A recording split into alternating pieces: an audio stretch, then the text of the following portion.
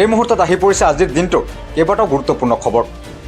প্ৰত্যেক দিনৰ গুৰুত্বপূৰ্ণ খবৰ চাবলৈ আমাৰ চেনেলটো ছাবস্ক্ৰাইব আৰু লাইক কমেণ্ট কৰি দিব। আজিৰ দিনটোৰ প্ৰথমটো খবৰ হৈছে আগন্তুক 48 ঘণ্টাৰ ভিতৰত ৰেজাউল কৰিম চৰকাৰক গ্ৰেপ্তাৰৰ দাবী। অন্যথা শিৱসাগৰৰ লগতে সমগ্ৰ উজনি অসম বন্দৰ হুংকাৰ বীৰ লাচিত সেনাৰ নেতা শৃংখল চলিহাৰ। আজিৰ দ্বিতীয়টো খবৰ হৈছে শ শ কিলোগ্ৰাম গো মাংস অকল ধুবুৰী চহৰতে কিনা বেচা হৈছিল। যিখন ঠাই আছিল হিন্দু প্ৰধান, মানুহে কান্দিছিল। মই ইয়াৰ বাবে শ্বুট এণ্ড ছাইড ঘোষণা কৰিব লগা হৈছিল। আৰু সেই ধুবুৰীখন যদি শিৱসাগৰ তিনিচুকীয়াত হয়, অসমখন অসম হৈ থাকিবনে? এই মন্তব্য মুখ্যমন্ত্ৰী হিমন্ত বিশ্ব শৰ্মাৰ। পৰৱৰ্তী গুৰুত্বপূৰ্ণ খবৰটো হৈছে বিশ্ব দৰবাৰত জিলিকিব বড়ো জনগোষ্ঠীৰ বাগৰুম্বা নৃত্য। প্ৰধানমন্ত্ৰী নৰেন্দ্ৰ মোদীৰ সন্মুখত প্ৰদৰ্শন কৰা হ'ব বাগৰুম্বা। ইয়াৰ বাবে সৰুসজাই ষ্টেডিয়ামত পূৰ্ণদমে চলিছে আখৰা। ৰেজাউল কৰিম চৰকাৰৰ বিৰুদ্ধে লোৱা হ'ব কঠোৰ ব্যৱস্থা। ৰেজাউলে যদি বাক্যটো প্ৰত্যাহাৰ নকৰে তেন্তে মুখ্যমন্ত্ৰীয়ে ব্যৱস্থা ল'ব। ৰেজাউল কৰিম চৰকাৰৰ বিৰুদ্ধে সৰব মুখ্যমন্ত্ৰী হিমন্ত বিশ্ব শৰ্মা। উজনিক বৰ অসম নে বৰ বাংলাদেশ নিৰ্মাণ কৰিব খুজিছে কংগ্ৰেছে আৰু ৰেজাউল কৰিমে? এই প্ৰশ্ন মুখ্যমন্ত্ৰী হিমন্ত বিশ্ব শৰ্মাৰ। অৱশেষত ৰাজ্যজুৰি তীব্ৰ প্ৰতিবাদৰ পিছত ৰেজাউল কৰিমৰ ক্ষমা প্ৰাৰ্থনা। মই মোৰ বক্তব্য উঠাই লৈছোঁ। মই কো মনোবৃত্তিৰে কথা কোৱা নাছিলোঁ। মই বৰ অসম কৰাৰ উদ্দেশ্য সমন্বয়ৰ মনোবৃত্তিৰহে কথাটো কৈছিলোঁ। এই মন্তব্য ৰেজাউল কৰিম চৰকাৰৰ। ৰেজাউল কৰিম চৰকাৰে বৰ অসমৰ কথা কৈছে বুলি এতিয়া তেওঁ কৈছে। কথাটো হৈছে বাংলাদেশী মূলৰ মানুহ এজনে বৰ অসমৰ কথা ক'ব নেকি? ইয়াত বৰ অসমৰ কথা খিলঞ্জীয়া ভূমিপুত্ৰই ক'ব।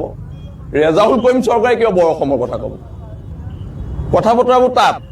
এতিয়া তেওঁ কৈছে মই ক্ষমা খুজিছোঁ। তাত ক্ষমা খুজিলে নহ'ব, ইয়াত ক্ষমা খুজিব লাগিব। নহ'লে উজনি অসম অচল কৰি দিয়া হ'ব, উজনি অসম বন্ধ ঘোষণা কৰা হ'ব। সময়সীমা বান্ধি দিছোঁ, 48 ঘণ্টাৰ ভিতৰত এৰেষ্ট কৰিব লাগিব, নহ'লে শিৱসাগৰ বন্ধ দিয়া হ'ব। তাৰপিছত ক্ৰমান্বয়ে উজনি অসম বন্ধ দিয়া হ'ব। যিহেতু বিহু আহি আছে, বিহুৰ পিছতে ইয়াৰ ওপৰত ব্যৱস্থা লোৱা হ'ব।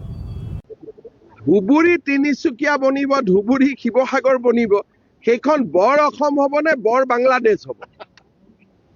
তাৰমানে তেওঁ বৰ অসমৰ নামত বৰ বাংলাদেশ বনাব খুজিছে। ৰেজাউল কৰিমে যদি এইবিলাক কথা উইড্ৰ নকৰে তেতিয়াহ'লে ময়ে ব্যৱস্থা ল'ব লাগিব। এই বক্তব্যটো আচলতে এখন বৰ অসম কৰাৰ কথা কৈছিলোঁ, সমন্বয়ৰ কথা কৈছিলোঁ, মিলাপ্ৰীতিৰ কথা কৈছিলোঁ। তাতে এটা লাইন আছিলে, তাতে এটা কথা কোৱা হৈছিলে যে শিৱসাগৰৰ উন্নয়ন ধুবুৰীত হ'ব লাগিব আৰু একেধৰণে শিৱসাগৰৰ ধুবুৰী শিৱসাগৰ হ'ব লাগিব। এই কথাটোত আচলতে বহুতেই আপত্তি কৰিছে, বহুতে বিভিন্ন ধৰণৰ কৰিছে। কিন্তু এই কথাটো কোৱাৰ মোৰ লক্ষ্য আৰু উদ্দেশ্য এইটোৱে আছিলে যে আমি সকলোৱে মিলাপ্ৰীতিৰে সমন্বয়েৰে উন্নয়নেৰে আমি অসমখন আগুৱাই লৈ যাব লাগে। তাত আচলতে মই শিৱসাগৰটো ধুবুৰী বনাই দিব লাগে, ধুবুৰীটো শিৱসাগৰ বনাই দিব লাগে, ধুবুৰীৰ মানুহ শিৱসাগৰত যাব লাগে, তেনেকুৱা লক্ষ্যৰ উদ্দেশ্যৰে মই কথাটো কোৱা নাছিলোঁ।